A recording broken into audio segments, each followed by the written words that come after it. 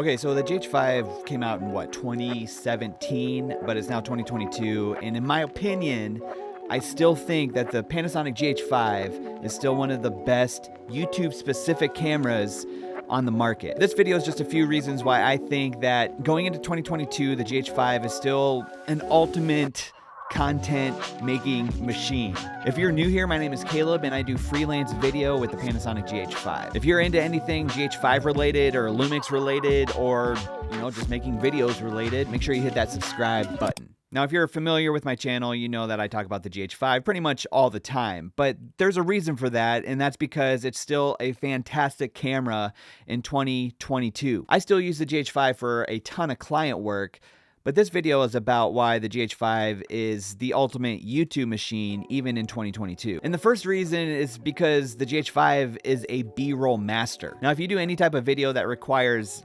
any type of B-roll, for example, like maybe tech videos or food videos that you want to show off these different products, the GH5 has features built into the camera that make B-roll super easy. For example, you have the 4K live crop, which you just go into the menu and set your in and out points, and that gives you a nice little slider type shot. So instead of having a whole slider setup, you have that 4K live crop right in camera and just set it on a tripod, and whatever product you need that B-roll of, or a slider type shot or a zoom in, zoom out type shot, you can do that right in camera on the GH5. Another good example of how the GH5 is a B-roll master is the focus transition, where you can set two different focus points within the same shot without having to, rack focus yourself. So maybe you have a product in the foreground and a product in the background, and you want to real quick make that transition to the focus on that background product. You can set that up in camera where you don't even have to hit the focus ring. Another great B-roll option on the GH5 is the variable frame rate option. Now, the variable frame rate allows you to get baked in slow motion into your footage.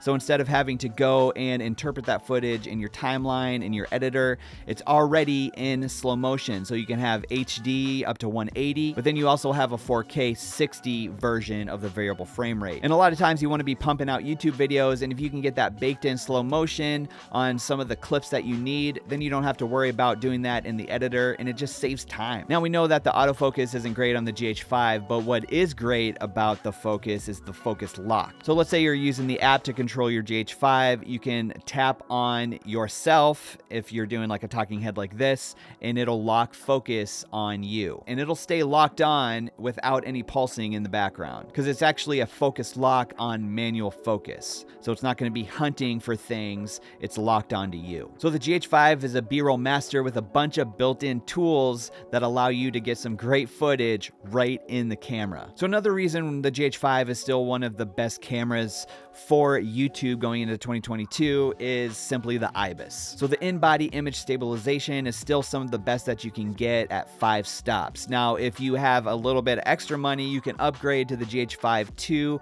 and then you have 6.5 stops IBIS. So what this allows you to do is just take the camera right off the tripod and get some great handheld footage. You don't have to worry about having any type of gimbal. You get some great stable footage just handheld right out of camera. Now, I just talked about the variable frame rate, and I think the variable frame rate and the IBIS are made for each other. So if you have to do any type of handheld slow motion type shots, the variable frame rate and the IBIS, they really cut down on those micro jitters. So it's actually very freeing being able to just take it off the tripod, not worrying about having to put it on a gimbal. You're able to get some great shots just handheld with the GH5. Another reason I think the GH5 is still a great camera for YouTube in 2022 is just the lens versatility. You just have so many different options for lenses on the GH5. So yes, you have all of the native Micro Four Third lenses like LUMIX, Leica, Olympus. You even have some Sigma native mounts to the Micro Four Thirds, but you can also adapt a ton of different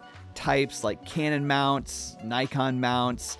You can adapt those to the GH5 as well. So for example, for me, I primarily keep my GH5 rigged up with a Sigma 18-35 with a Metabone speed booster. So that Sigma 18-35 is a Canon mount, and the Metabone speed booster allows me to adapt that Canon mount lens to the Micro Four Thirds mount on the GH5, but not only that, it actually speeds up the lens as well, so I get a few more stops on my aperture. And I've actually adapted vintage lenses to the GH5 too, and that creates an awesome image as well. So with the GH5 and the Micro Four Thirds mount, you really do have a ton of lens versatility, which you can adapt native lenses, cinema style lenses, so many different types of lenses with the GH5. Another reason the GH5 is great for YouTube in 2022 is just the awesome record quality settings that you have. You have everything from cinema 4K 10-bit down to, full HD with the variable frame rate. So you have several 10-bit 422 options if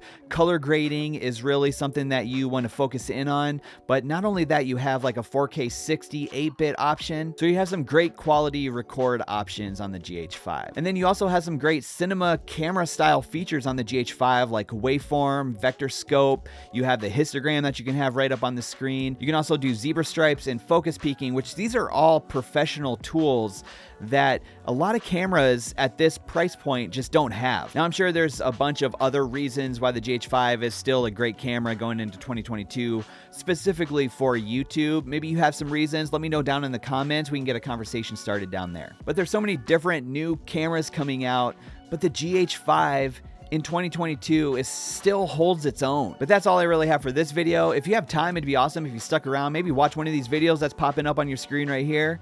Thanks so much for watching, and I'll catch you in the next video.